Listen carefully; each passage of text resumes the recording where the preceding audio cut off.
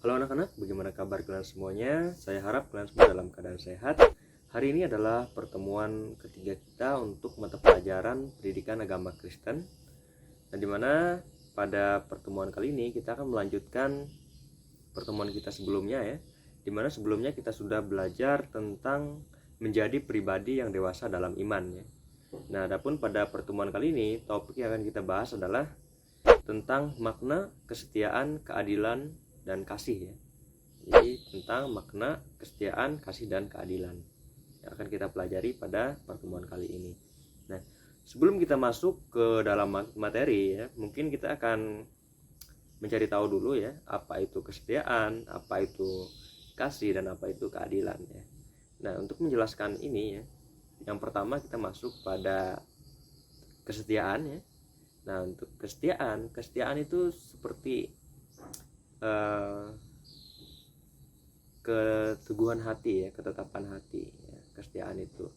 Jadi ketetapan hati ya, bagaimana kita memperlakukan orang lain. Nah, jadi contohnya seperti ini untuk kesetiaan. Misalkan kalian punya seorang teman ya, punya seorang teman di mana teman kalian ini sedang mengalami kesusahan ya, Nah, sebagai seorang teman, kalian tetap mendampingi dia ya, walaupun dia dalam keadaan susah. Kalian tetap mendampingi dia dan tidak menjauhi dia atau tidak berhenti berteman dengan dia ya. Maka itu sudah menunjukkan bahwa kalian itu memiliki kesetiaan dalam hal berteman ya, seperti itu. Nah, jadi itu tentang kesetiaan seperti itu. Nah, selanjutnya apa itu kasih ya? Kasih itu seperti belas kasihan ya, rasa suka ya. Kita menyayangi orang lain itu adalah kasih ya. Nah, contohnya seperti ini. Apabila kalian punya seseorang ya yang memusuhi kalian ya, misalkan kalian punya seseorang yang memusuhi kalian ya, dan dia itu benci kepada kalian dan sering menyakiti kalian ya. Tetapi ada suatu saat di mana orang yang memusuhi kalian ini sedang mengalami kesusahan ya, Tetapi ya, sebagai seorang yang memiliki kasih ya di dalam diri kalian ya, terutama kasih Kristus ya, kalian akan menolong orang yang memusuhi kalian ini ketika dia dalam kesusahan ya. Jadi kalian tidak akan mempermasalahkan bagaimana dia memperlakukan kalian sebelumnya ya. Jadi kalian tidak mempermasalahkan itu ya, karena kalian memiliki kasih ya, kasih. Nah, jadi kalian mengasihi dia walaupun dia memusuhi kalian. Jadi itu sebuah wujud kasih ya, atau penerapan kasih yang dapat kalian lakukan ya, seperti itu. Itu contoh kasih ya. Nah, jadi kasih itu pasti murah hati ya. Kasih itu murah hati, lemah lembut, dan tidak memandang rupa ya, kasih ya, seperti itu. Tidak memandang bagaimana perlakuan orang terhadap kita ya, karena kita mengasihi dengan tulus, seperti itu. Nah, untuk keadilan itu biasanya kita temukan dalam sebuah hukum ya, hukum atau aturan ya, keadilan. Nah, di mana keadilan ini bisa diartikan sebagai sesuatu yang tidak memihak. Jadi keadilan itu sesuatu yang tidak memihak, tidak berat sebelah ya. Jadi setimbang. Keadilan itu setimbang, adil ya. Jadi misalkan sebelah kiri dan sebelah kanan itu sama ya. Jadi dia adil, tidak memihak dan tidak berat sebelah. Jadi sama. Ibarat timbangan ya, timbangan yang stabil. Jadi dia seperti itu, keadilan, adil, seperti itu. Nah, sekarang ya kita mau mempelajari makna keadilan ini ya, tentang makna dari keadilan, kasih, dan kesetiaan ini dalam kehidupan rohani kita, seperti itu. Nah, jadi untuk mengawali tentang kesetiaan, keadilan, dan kasih ya, saya punya sebuah cerita ya yang bisa menggambarkan bagaimana itu kesetiaan, kasih, dan keadilan ini ya. Saya punya cerita. Nah, jadi ceritanya seperti ini ya. Pada zaman dahulu ya, ini sebuah cerita Alkitab juga. Jadi pada zaman dahulu ada sebuah pasukan perang.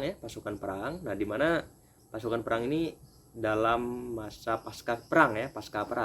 Nah, jadi pada masa pasca perang ada sebuah pasukan perang dan ada seorang komandan pasukan ya, komandan pasukan perang. Nah, di mana seorang komandan pasukan perang ini dikenal sebagai komandan yang adil dan bijaksana ya. Nah, dan taat aturan juga. Nah, seperti itu. Nah, jadi pada saat pasca perang ya, pasti di sini mereka sangat membutuhkan persediaan makanan ya, dan di mana persediaan makanan mereka ini diatur sedemikian rupa ya, diatur dan dibagi, di mana pada saat itu untuk setiap orang ya, setiap warga yang pasca perang itu ya, pembagian makanan diberi jatah satu orang satu ya, seperti itu. Nah, jadi pada saat itu sudah ada pembagian jatah ya, seperti itu. Sudah ada pembagian jatah, setiap orang satu. Tetapi ada seorang perempuan tua ya, perempuan tua ini merasa kurang ya, satu ini kurang dan dia masih merasa lapar. Nah, karena dia masih merasa lapar, maka dia diam-diam pergi ke gudang persediaan makanan. Jadi dia diam-diam pergi ke gudang persediaan makanan dan mencuri makanan di situ, seperti itu.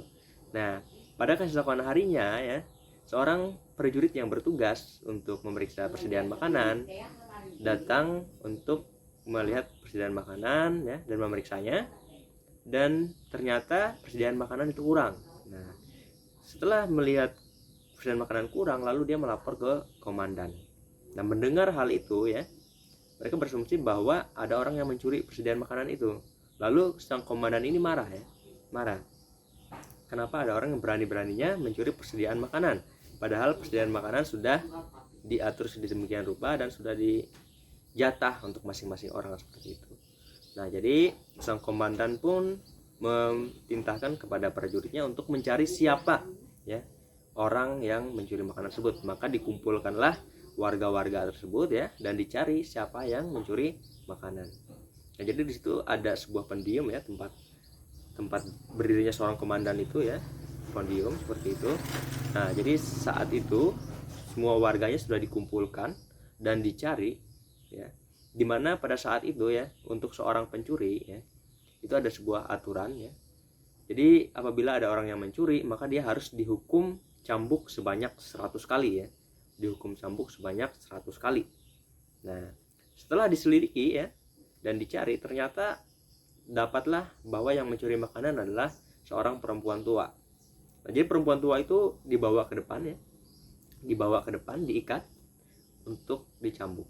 Nah, setelah sampai di depan dan sang komandan melihat, dia kaget ya. Kaget. Kenapa dia kaget? Karena ternyata perempuan tua yang mencuri makanan itu adalah ibunya sendiri ya. Jadi ibunya sendiri. Jadi dia kaget. Nah, maka ibunya itu sudah diikat ya, tangannya diikat, lalu di depan siap-siap untuk dicambuk. Nah, pada saat itu ya, mungkin orang-orang atau prajurit yang lain atau warga yang lain meragukan sang komandan ini ya. Karena komandan ini dikenal sebagai keadilannya bijaksana dan adil ya. Nah, jadi mereka meragukan, mungkin mereka berpikir bahwa tidak mungkin seorang komandan ini menghukum ibunya sendiri ya. Tidak mungkin seorang komandan ini menghukum ibunya sendiri. Dan pada saat itu ya, seorang komandan ini dia mentintahkan bahwa hukuman ya harus tetap dijalankan ya. Hukuman harus tetap dijalankan. Dan saat itu prajurit kaget ya. Jadi komandan ini luar biasa sekali ya, luar biasa, sampai-sampai dia ingin menghukum ibunya sendiri. Begitu pikiran para prajurit ya. Dan tapi ternyata ya, ketika saat itu sang komandan menanggalkan baju jirahnya ya, dan menanggalkan jubahnya, lalu dia turun dari podium itu, turun dan menghampiri ibunya, lalu memeluk ibunya ya. Jadi dia turun dan memeluk ibunya, lalu merintahkan bahwa cepat laksanakan hukuman tersebut, hukuman cambuk 100 kali. Nah, jadi pada saat itu yang dicambuk adalah sang komandan itu sendiri ya, karena dia turun, datang dan memeluk ibunya, menggantikan ibunya untuk dicambuk, seperti itu. Nah, dari kisah ini ada sebuah kesetiaan, kasih dan keadilan yang sudah diwujudkan atau diterapkan oleh sang komandan ini. Nah, mungkin di sini saya tidak akan membicarakannya kepada kalian ya, atau menceritakannya kepada kalian di mana letak kasih, keadilan dan kesetiaan itu ya yang dilakukan komandan, mungkin kalian akan cari tahu sendiri ya. Kalian cari tahu sendiri di mana letaknya. Kalian renungkan cerita yang sudah saya ceritakan ini. Kalian renungkan, kalian cari tahu, lalu nanti kita akan diskusikan di forum diskusi Google Classroom ya. Oke, seperti itu. Nah, mungkin sekian untuk cerita ya. Sekarang kita akan lanjutkan untuk nas Alkitab ya. Nas Alkitab yang akan kita bahas untuk makna kasih, keadilan, dan kesetiaan ini. Oke. Nah, jadi nas Alkitab kita ada pada Matius ya, pasal 23 ayatnya yang ke-23.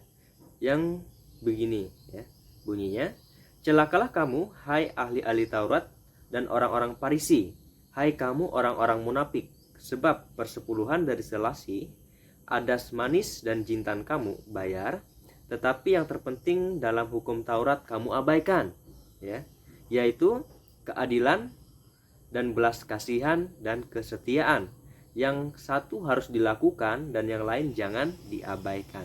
Nah, jadi dari nas ini ya, dari ayat ini kita tahu bahwa biasanya kita ya itu sering mengabaikan hal yang sangat penting ya. Jadi sering mengabaikan hal yang sangat penting. Nah, ini biasanya dilakukan oleh orang-orang yang munafik ya.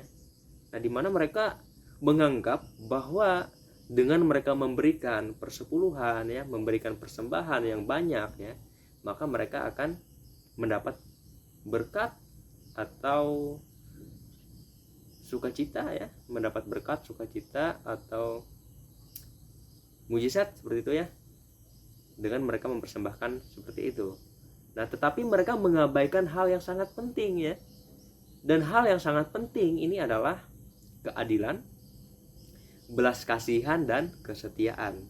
Nah, karena percuma kita memberikan persembahan yang banyak ya, sering memberikan persembahan, tetapi itu kita sombongkan ya. Itu kita sombongkan dan perbuatan kita tidak mencerminkan bagaimana iman kita kepada Tuhan ya. Itu percuma. Ya.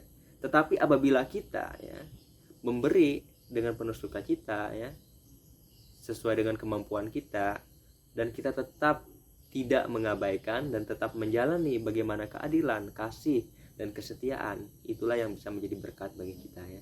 Karena kita selain menjadi berkat bagi diri kita sendiri, kita juga bisa menjadi berkat bagi orang lain kalau kita melaksanakan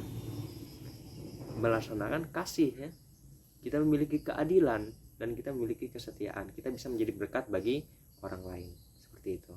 Oke, sekarang nas Alkitab yang selanjutnya ada pada Yohanes pasal 15 ayatnya yang ke-11 sampai ayatnya yang ke-14. Kita buka ya. Yohanes pasalnya yang ke-15 ayat 11 ya, sampai ayatnya yang ke-14. Yang bunyinya seperti ini. "Semuanya itu kukatakan kepadamu supaya sukacitaku ada di dalam kamu dan sukacitamu menjadi penuh." Ya. Ayatnya yang ke-12, "Inilah perintahku, yaitu supaya kamu saling mengasihi seperti aku telah mengasihi kamu." Ayatnya yang ke-13, "Tidak ada kasih yang lebih besar daripada kasih seseorang yang memberikan nyawanya untuk sahabat-sahabatnya." Ayat yang ke-14, "Kamu adalah sahabatku jikalau kamu berbuat apa yang kuperintahkan kepadamu." Nah, jadi dari nas ini ya, kita tahu kita harus saling mengasihi ya. Lebih dekatnya misalnya kita saling mengasihi dengan sesama. Kita saling mengasihi sesama kita.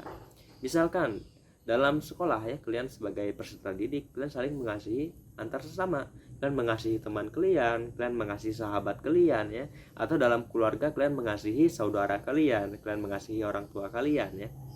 Ya, seperti itu. Jadi kalian harus saling mengasihi dan berbuat apa yang diperintahkan Tuhan kepada kalian. Nah, yang diperintahkan Tuhan kepada kalian ya, saling mengasihi antar sesama. Dan kalian juga mengasihi Tuhan ya. Mengasihi Tuhan dan taat akan perintah Tuhan, melaksanakan keadilan ya, punya keadilan, punya kasih, punya kesetiaan. Seperti itu. Oke. Nah, selanjutnya ini harus diingat ya. Jadi kalian harus menerapkan perintah Tuhan ya. Jadi kalian harus memiliki kasih, memiliki keadilan, memiliki kesetiaan, dan saling mengasihi antar sesama. Ya, kalian bisa mewujudkan kasih keadilan itu dalam kehidupan kalian hari lepas hari, baik dalam keluarga ya, dari sekolah atau di lingkungan masyarakat, seperti itu. Oke, sekarang nas Alkitab kita ada pada Galatia ya. Galatia pasal 5 ayatnya yang ke-22 sampai ayat yang ke-23. Galatia pasal 5 ayat 22 sampai ayatnya yang ke-23. Ini tentang buah roh ya, buah-buah roh. Nah, bunyinya seperti ini, ayat yang ke-22, tetapi buah roh ialah kasih, sukacita, damai sejahtera, kesabaran, kemurahan, kebaikan, kesetiaan. Ayat yang ke-23, kelemah lembutan, penguasaan diri, tidak ada hukum yang menentang hal-hal itu. Nah, jadi dalam kehidupan sehari-hari ya, kalian harus ingat dan mempraktekkan firman Tuhan ini ya dalam kehidupan sehari-hari kalian, dari mana kalian harus mempraktekkan, mewujudkan buah-buah roh ini. Karena sebagai seorang Kristen ya yang percaya, yang beriman kepada Tuhan ya, kita harus memiliki buah-buah roh di dalam diri kita ya, yang kita terapkan dalam kehidupan kita hari lepas hari. Nah, di mana buah-buah rohnya itu adalah kasih. Kita harus saling mengasihi antar sesama, sukacita ya. Kita harus bisa berbagi sukacita dengan sesama ya. Nah, berbagi sukacita atau membuat orang lain bersukacita ya, seperti itu. Damai sejahtera. Nah, kita harus memiliki rasa damai sejahtera di dalam diri kita, di mana kita bisa menjadi berkat bagi orang lain ya. Kita bisa membuat orang lain juga merasakan bagaimana damai sejahtera yang kita peroleh dari Tuhan ya, seperti itu. Dan kesabaran, kita sebagai orang percaya juga harus memiliki kesabaran ya. Kita harus sabar, kita harus bisa menjadi pribadi yang dewasa ya. Kemurahan, kita juga harus murah ya, murah hati ya, suka menolong ya, murah hati, peduli dengan orang lain, memiliki empati ya terhadap orang lain ya. Bila orang lain mengalami kesusahan, kita bantu ya, seperti itu. Jadi kita harus murah hati. Kebaikan, kita harus berbuat baik, memberikan contoh yang baik, jangan memberikan contoh yang buruk ya. Sebagai orang Kristen kita harus bisa menjadi garam dan terang bagi dunia ini, seperti itu. Nah, kesetiaan, kita harus memiliki kesetiaan. Nah, seperti yang saya contohkan di awal tadi ya, kita harus setia. Apabila kita mengimani ya, memiliki iman kepercayaan kepada Tuhan ya, kita harus setia kepada Tuhan sampai kedatangan Tuhan yang kedua kalinya nanti. Kita harus tetap setia kepada Tuhan, kita harus tetap percaya kepada Tuhan, seperti itu. Selanjutnya, kelemah lembutan, kita harus memiliki hati yang lemah lembut ya. Hati yang lemah lembut ya, bukan hati yang kotor atau hati yang jahat, seperti itu. Selanjutnya, penguasaan diri. Nah, sebagai orang percaya, orang Kristen, kita harus memiliki penguasaan diri. Kita harus bisa mengontrol diri kita. Kita harus bisa menguasai diri kita ya. Kita harus memiliki kontrol dan menguasai diri kita, karena kita adalah pribadi yang dewasa di dalam iman. Kita adalah orang Kristen, orang yang percaya akan Tuhan ya. Kita harus memiliki penguasaan diri yang baik, seperti itu. Kita harus bisa mengendalikan diri kita. Oke. Nah, mungkin sekian untuk nas Alkitab ya. Semoga dari 3 nas Alkitab ini bisa kita terapkan dalam kehidupan kita hari lepas hari ya. Untuk selanjutnya nanti, untuk materi ini ya, kita mempelajari tentang makna kesetiaan, keadilan, dan kasih ya. Ini akan kita lanjutkan di Google Classroom ya. Silahkan nanti kalian tulis tanggapan kalian di kolom komentar postingan materi ini ya. Kalian tulis tanggapan kalian tentang cerita tadi ya, cerita yang sudah saya ceritakan tadi tentang komandan itu ya, komandan yang bijaksana tadi. Kalian tulis komentar kalian ya, di mana letak keadilan ya, di mana letak keadilan, di mana letak kasih ya, di mana letak kesetiaan yang sudah dilakukan oleh seorang komandan ini ya. Bisa kalian ceritakan ya, beserta dengan alasannya kenapa kalian memilih di situ letaknya ya, letak kesetiaan, letak keadilan, dan letak kasih yang sudah diwujudkan oleh komandan ini. Nah, di mana nanti kita juga ada tugas ya tentang bagaimana kalian menerapkan kesetiaan, keadilan, dan kasih ini dalam kehidupan kalian hari lepas hari. Oke, cukup sekian dulu untuk materi kita hari ini ya.